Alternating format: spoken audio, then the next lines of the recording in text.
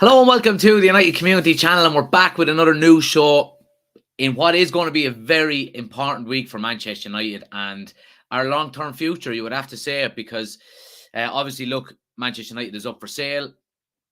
There was talks a few weeks ago that maybe the Glazers had changed their mind, but look, it looks like it's growing a bit of momentum again. Obviously, second bids are due in this week, so we're going to discuss that. Up to 5 potential bidders going to be bidding for Manchester United this week. Obviously, we only know 2. We know of Sheikh Al-Thani, and we also know of Sir Jim Radcliffe. So we're going to discuss that and what potentially is going to be happening around it. We're also going to be discussing some injury news in relation to Manchester United. Is it a concern, or is it maybe not a concern? Is it maybe Ten Hag working a bit of magic? I don't know. We'll get into that as well. And we're also going to discuss some potential transfers. A striker that's on the cards for a lot of clubs, maybe not just in England, but has dropped a big hint about Manchester United, so we'll get into that as well. And obviously, United are looking at potentially improving other areas like midfielders. So there's been some news in relation to that as well. Footy is in. Good to see you, pal. Thanks for joining us. You're more than welcome. And anybody else as well, guys, that's watching, get your thoughts and comments into the chat as well. But let's jump into it straight away. I mean, look, obviously the main story this week is Manchester United and the fact that, second bids are due. The Glazers are selling. We're getting new owners in, thankfully. And it's going to be a very important week, and it's going to maybe define what way the club is going to go in the next 5 to 10 years. We're going to probably get more details on the type of bid, maybe the type of new owner that we're going to get. So I'm really looking forward to it, and let's see what happens. But obviously we know bidders are due to make their second bid this week. Now, there has been talks over the last couple of weeks that the first bid was maybe just a preliminary bid and it wasn't overly official. And it was just kind of testing the waters. The Glazers were seeing what kind of interest other parties would have in buying the club. But we have heard today that more than 5 bids will be made for Manchester United before Wednesday evening's deadline for second offers. And there could be as many as 8. Now, this is coming directly from Sky Sports News. So it's very interesting. It really is. It puts a bit of wonder into the fact that we only know 2 of the bidders, don't we? We know the Qatari bid, and we know, obviously, Sir Jim Radcliffe. And both of them have visited Old Trafford and Manchester this week. Jim Radcliffe done it in person, and of course the Qataris and Sheikh Al-Thani, he had his representatives there as well. So look, it's really interesting, I have to say, and the interesting thing about it is, and what we were discussing previously and what we'd heard from the media, was that both bidders were not willing to overpay for Manchester United. Now, the Glazers have their own, I suppose, valuation on the club, and they know what they want in relation to selling it. But both bidders that we knew of were reluctant to overpay for the club, and rightly so. Look, they're obviously going to be putting their own I suppose, employees and their own people into Manchester, into the club, to look at the books, to see what potential is there, to see how much the club is going to be worth. I mean, I could be selling my house and I might want $750,000 for it, but I go to the auctioneer, or I go to I put it on the market, and people will go, well, there's no way we're giving you that kind of money. So you either don't sell or you lower your price. Now, with the Glazers, the worry with Manchester United fans is that they won't sell. But we've heard some, I suppose, strong reports this week that, and only maybe in the last couple of days, that the Qataris specifically are kind of softening their stance in relation to selling the club, or paying maybe overvalue for the club. And we see here the Glazer family will sell, but only for the right price. If they don't get the asking price, they'll raise capital to invest in the club and pay down debt. Now, that is every Manchester United fan's worst nightmare at the moment. We hope that any potential bidders or any potential suitors for the club will be willing to meet their asking price, because we all want them gone, And I think a lot of the talk coming out of Manchester United and coming out of fans specifically was, obviously the Qataris are looking to buy 100% of Manchester United, whereas Jim Radcliffe is being backed by certain investment funds within the US. He's looking to buy 69%, and he could potentially give the Glazers the option of staying on as a minority shareholder. Now, a lot of fans instantly were, no. But look, I mean, if Sir Jim Radcliffe owns 69% of the club, he owns the club, and the Glazers won't really have anything to do with it. They'll just be dividends owners, and they'll be able to get a return on investment, and the usual thing that happens within a business. But I think this is the worry that Manchester United fans have in relation to, if the Glazers' asking price is not met, then are they going to stay? Will they not sell the club? And again, like we've said this week, there has been some positive news in relation to the Qataris specifically, and they've said that, look, they're kind of softening their stance, and they are willing to potentially overpay for the club. And we have seen reports come out this week that Qatar are ready to increase their Manchester United offer amid new strategy to secure the takeover.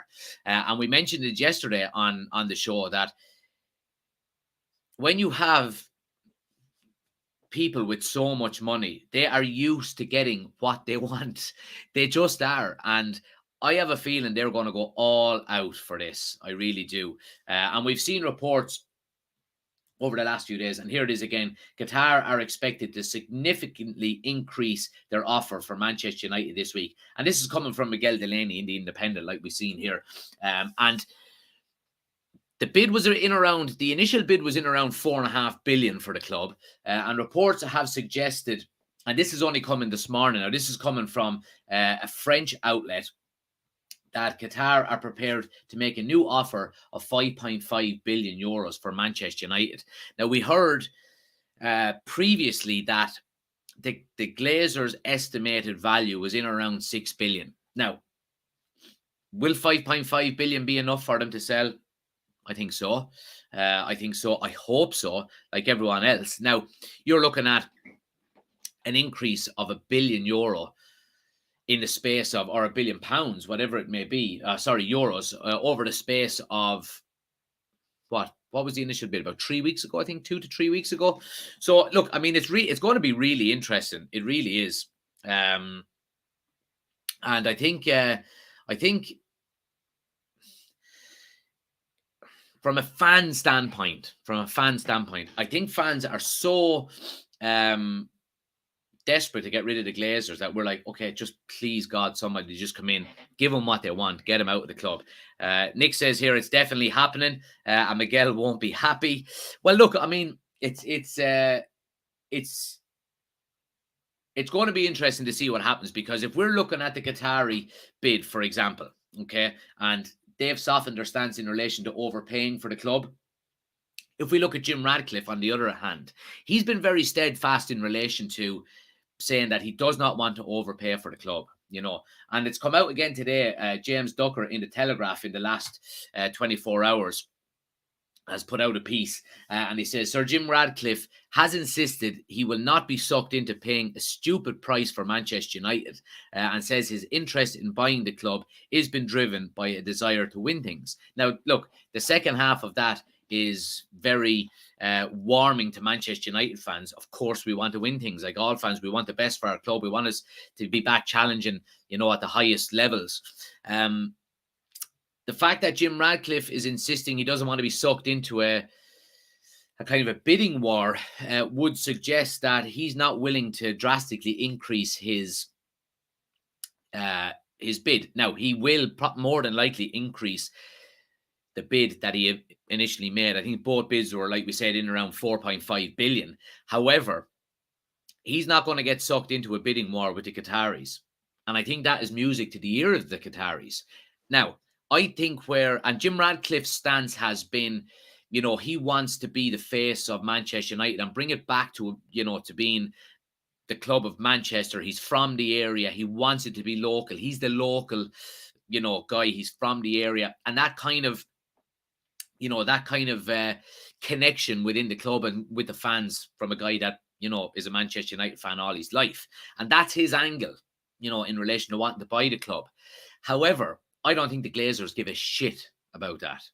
We've seen down through the years that all the Glazers care about is money. They don't care about investing in the club. They don't care about winning titles. All they care about is the club making money. Now, what is going to change in the next 2 months when the club is being sold? Are the Glazers all of a sudden going to turn around, completely change their mind frame and say, oh no, look, we're leaving now, so we want the best for Manchester United and we want the best for the club and the area and all of that? No, they're going to take the money.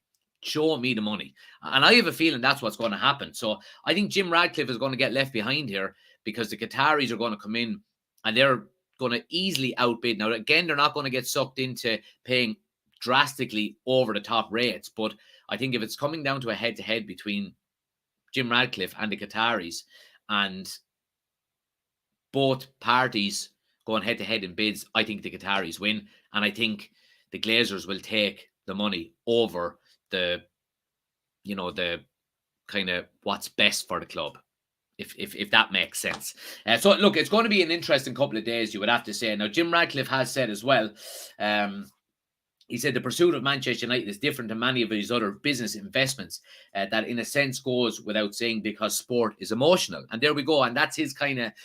He's kind of trying to connect to the fans in a different aspect, whereas the Qataris are coming in with money, and we're, the majority of fans are going, all right, if we want to compete, we want to get back and challenge with City and Newcastle, these clubs that have unlimited funds, it's the Qataris. But, Jim Ratcliffe is kind of pulling on heartstrings more than anything, and suggesting that, here we go again, a community asset rather than a financial one, so he's pulling on the kind of the heartstrings of Manchester United fans. He's a he's a Manchester person. He's from the area. He's a lifelong fan. So that's his kind of angle. And look, it's going to be interesting to see, but I think if we go back to it, the Glazers don't give a tosh about any of this. They care about money. And if the Qataris come in with more money, then I have a feeling they're the ones that are going to be coming out successful on this. I really do. Now, in relation to the bid and in relation to, the Qataris and the unlimited maybe wealth that they have, there has been reports, and it's been, look, this has been on the cards, and I'm not surprised with this. I'm really not. There has been reports suggested in the last day or two that there is going to be a bit of pushback towards the Qataris' bid for Manchester United. Not from fans, not from anything to do with Manchester United, but with other clubs within the Premier League. And again, Miguel Delaney is coming out with this in his piece. He says, given how financially uncatchable the Qatari-backed Manchester United could be, it is anticipated that there would be significant resistance to such a takeover from the rest of the Premier League. Is anybody surprised? I don't think so. Manchester United, and given the fact that they have such a financial, I suppose, a financial pull throughout the world, a global fan base, we've seen that we've still been able to spend huge amounts of money under the Glazers, who haven't invested any of their own money. And it's all Manchester United generated revenue that's been spent under the Glazers. Now, you put a basically limitless owner in terms of funds who can invest whatever he wants. Now, obviously, FFP comes into it, and you don't want to be breaking any of that, given the fact that we've seen with City. But you're looking at that kind of global reach that Manchester United have and the revenue that they generate on the back of that, with a Qatari-based ownership that has unlimited funds as well. Manchester United are going to be untouchable when it comes to wealth. They really are. So it's not a surprise that we're looking at, some resistance from other clubs within the Premier League. We're really not. And it says it here. It's also, and this is coming from Shreddy News, Premier League clubs will resist Qatari takeover. It is also expected, should a Qatari-backed United come close to reality, clubs in the Premier League would try and intervene. there would be significant resistance due to how financially uncatchable the Reds would become, especially given Manchester City's dominance since the takeover was completed. So, yeah, I mean, it's really interesting, I have to say. It really is. Nick says, respectfully, I did want Sir Jim initially. There are for sure questions over Qatar, but if they want Man United, Qatar wins, and the Glazers, as you said, only care about money or investment in Qatar. Yeah, look, I totally agree with you, Nick. It's I think it's quite clear to the majority of people that if it's going to be a financial decision from the Glazers, there's only one winner. There really is. There really is only one winner. But it's interesting in relation to what we're mentioning here, and that there is going to be resistance from other Premier League clubs. Now, there was resistance for the Newcastle takeover. I'm not 100% sure about the Manchester City takeover at the time, but I'm sure there was some resistance there. Were either of them stopped? No. So I don't see it as being an issue. And the reason I would say that is because if you look at the safeguards that are in place with financial fair play, you can only spend what you earn. Now, Manchester United do earn an awful lot of money, so we can only spend what we earn. So I don't see an awful lot changing in relation to that. Now, the Qataris coming in with unlimited wealth, is that going to increase what Manchester United earn? Is there new sponsorship deals going to be coming in? Are Manchester United going to instantly be challenging?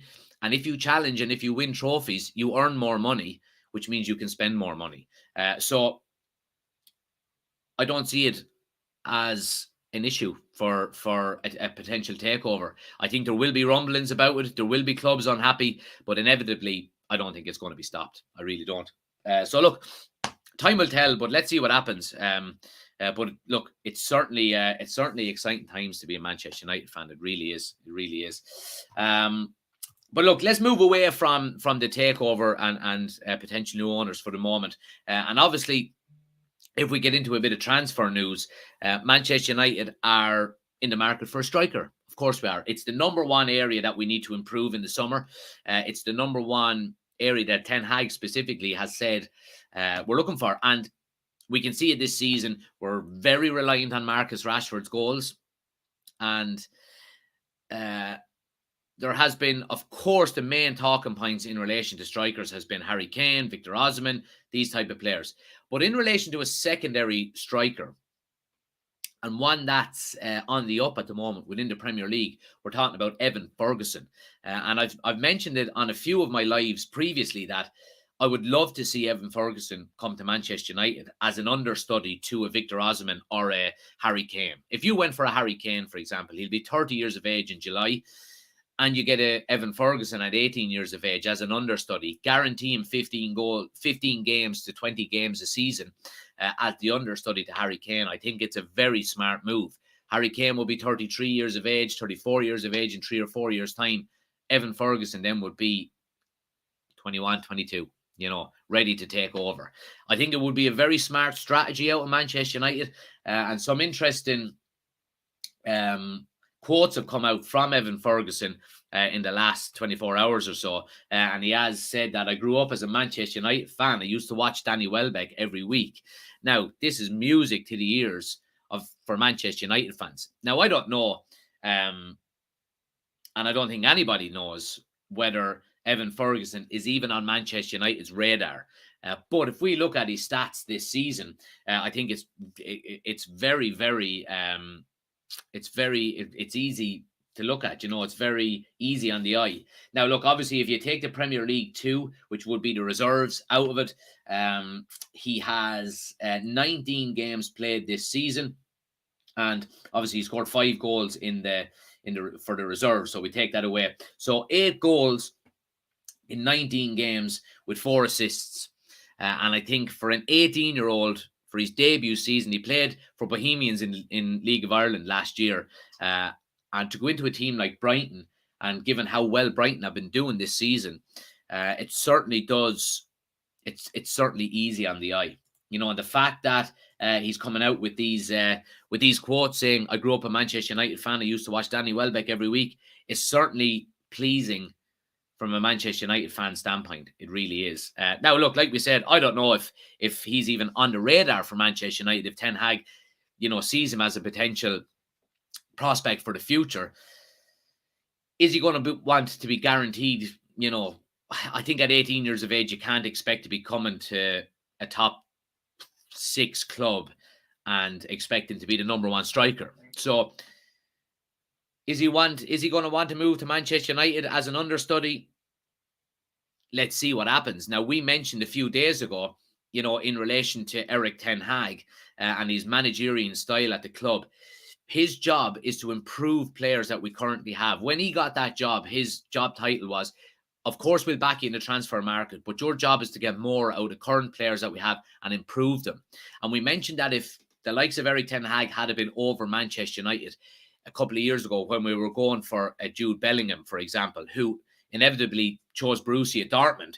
Borussia Dortmund is known as a club that develops young talent and sells them on for a higher price. Now, like a club at Manchester United, with a manager like Erik Ten Hag, we can now look at getting these young players in early for relatively cheap money, improve them, turn them into superstars, not superstars, but drastically improve them into really good footballers under a manager like Ten Hag, and then not have to sell them on. And I think Evan Ferguson falls into this category. I really do. If he's looking at bringing his game to the next level, getting into a top 6 club, I think you're talking Guardiola or Ten Hag as real coaches that look to improve players that they bring in. Obviously, with Man City and Guardiola, they've got Erling Haaland and they've also got Alvarez then as a backup. So I wouldn't see them going for someone like Evan Ferguson. But if we're in the market for a striker in the summer, I think we're going to need 2, because if Martial is going to be sold and you keep Weghorst on a 1-year contract, Weghorst is probably going to be your third option. So I think if we get a Harry Kane or a Victor Osimhen, bringing Evan Ferguson in as an understudy, I think it's an ideal. Scenario. I really do, and I think it's good future planning out of Manchester United as well. And I think it goes back to the ownership as well.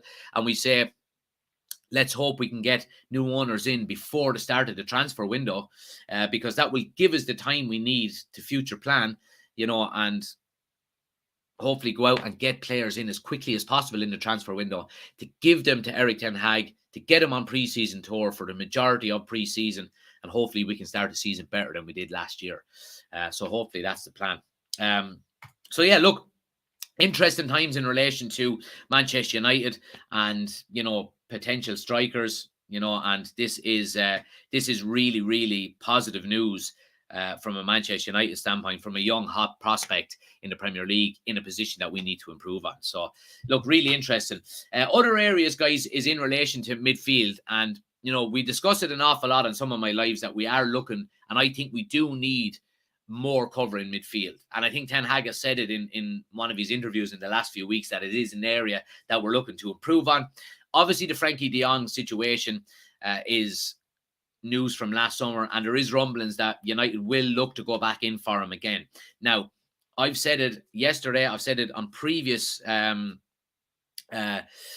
lives that there has to be a time frame set with him. We don't want it to drag on all summer, because if we do, we need to move on to other targets as early as possible.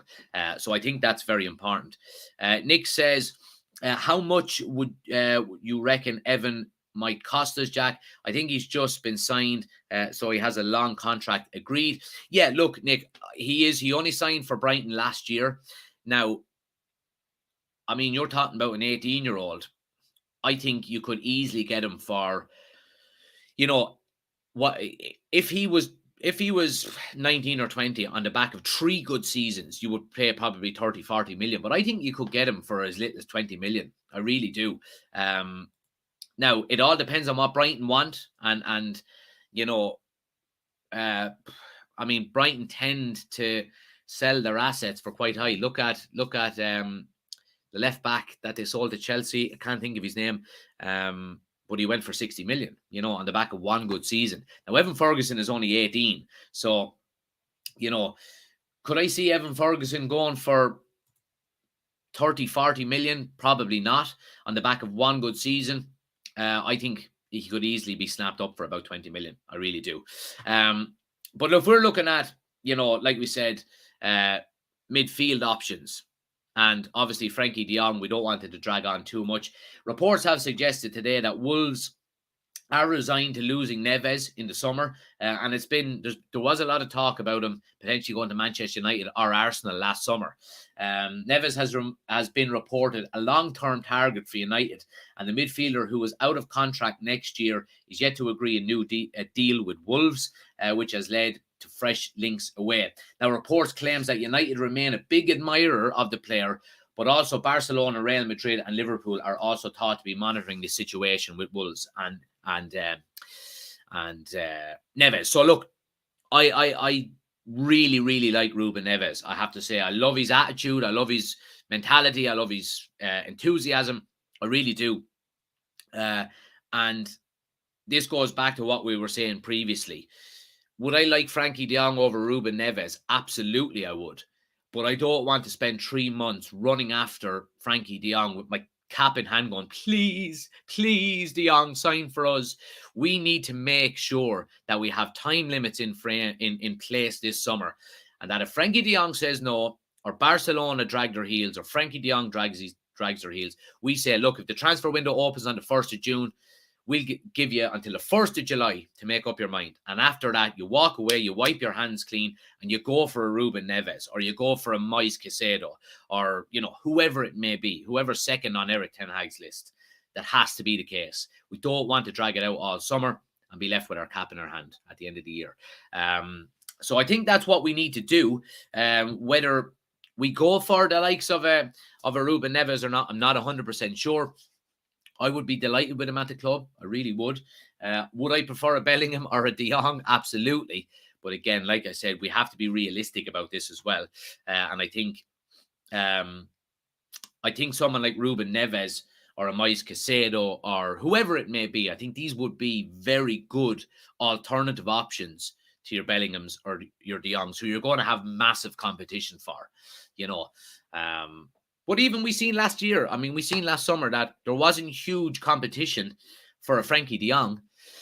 Now, he dug his heels and he didn't want to leave because he wanted to play Champions League, and then we knocked him out of the Europa League. So, maybe Frankie is kind of repositioning himself in terms of where he wants to be. We are going to be in the Champions League hopefully next season by the looks of things. Barcelona are going to be as well. So it's going to be interesting to see what he does throughout the summer.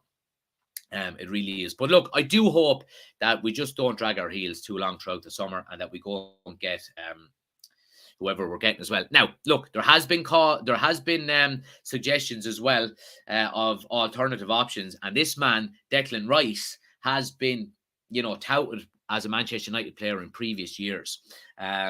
It has been suggested today by the Mirror that Declan Rice is expected to leave West Ham this summer, with Manchester United, Chelsea and Arsenal all interested in his signature. Are Manchester United going to go out and pay 100+ million for Declan Rice? I don't think we are. I have to say, I don't think we are. I don't think he's worth 100+ million. Now, if that money comes down to 70 and 80 million, then maybe we might be looking at being interested in a Declan Rice. I don't think he's worth the money.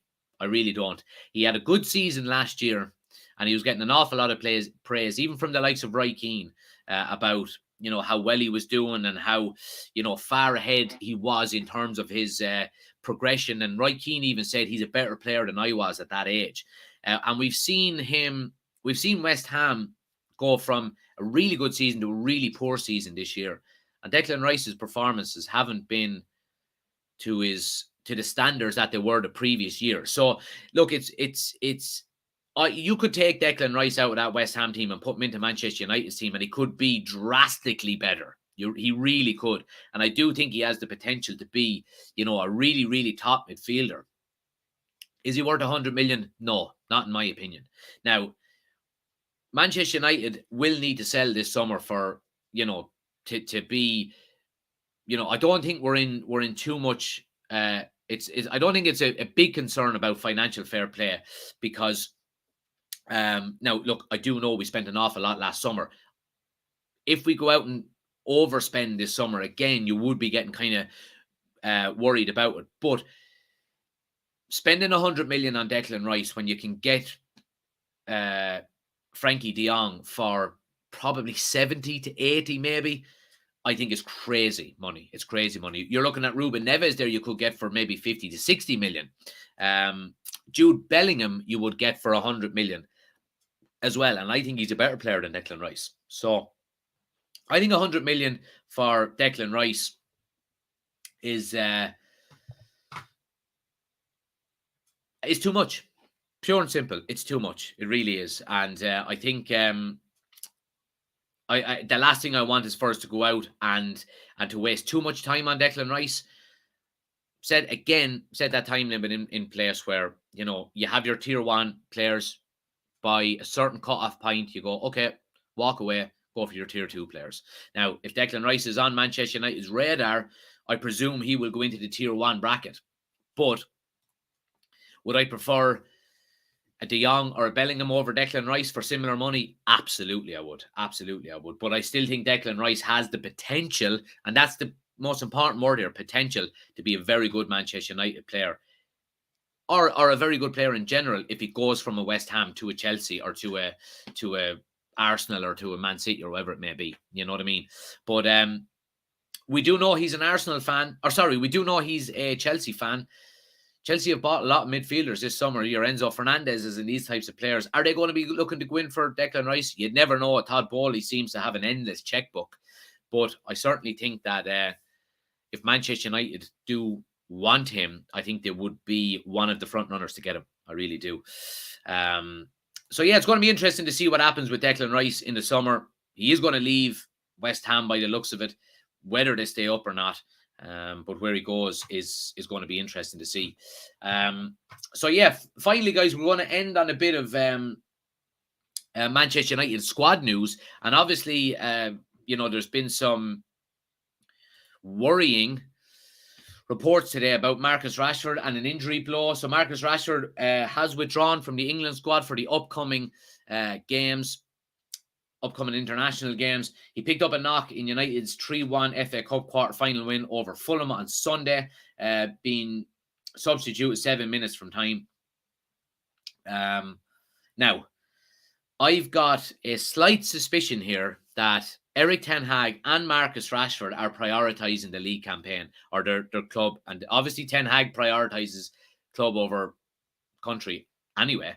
But Marcus Rashford gets injured after about supposedly 5 minutes into the second half.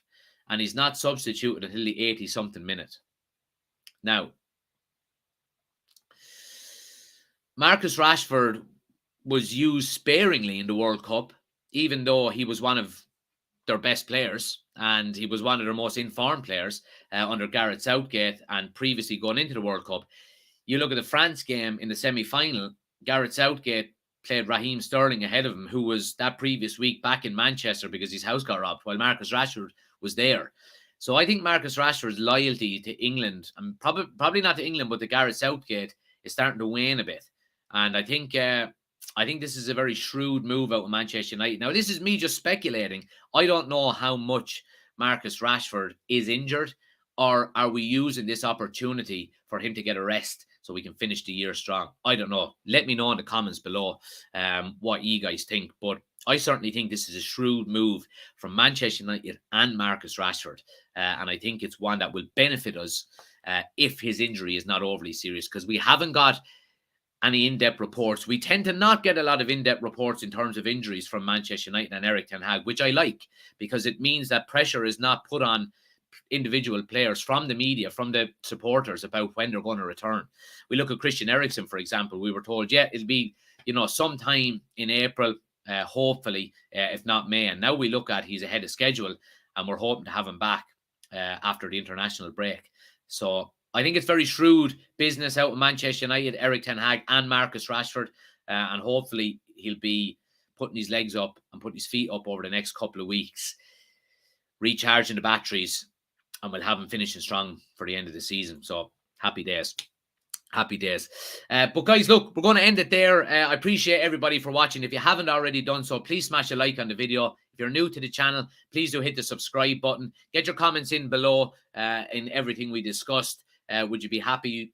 You know, obviously we talked about the Qatari takeover versus Sir Jim Radcliffe. Let me know your thoughts on that in the comments. Let me know your thoughts about the strikers in terms of Evan Ferguson. And obviously we have Victor Osimhen and Harry Kane. We've been linked to it as well.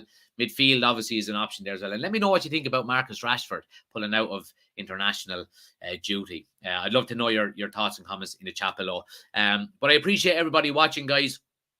We'll be back tomorrow for another morning show. Smash a like in the video. Hit the subscribe button. But until tomorrow, see you then. Thanks for watching.